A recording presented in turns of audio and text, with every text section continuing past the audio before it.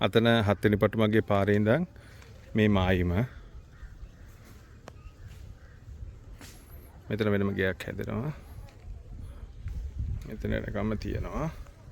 ඊළඟට පිහිටි ගලක් තියෙනවා ඉඩමේ. පිහිටි ගලක් තියෙනවා.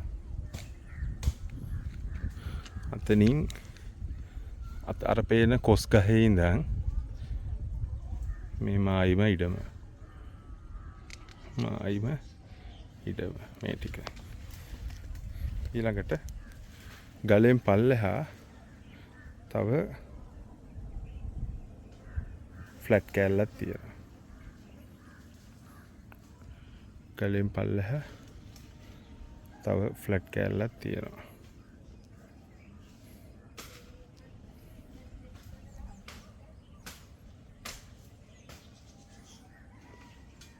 මේ ගලෙන් පල්ලෙහා ෆ්ලැට් කෑල්ලක් තියෙනවා. මේ ටික.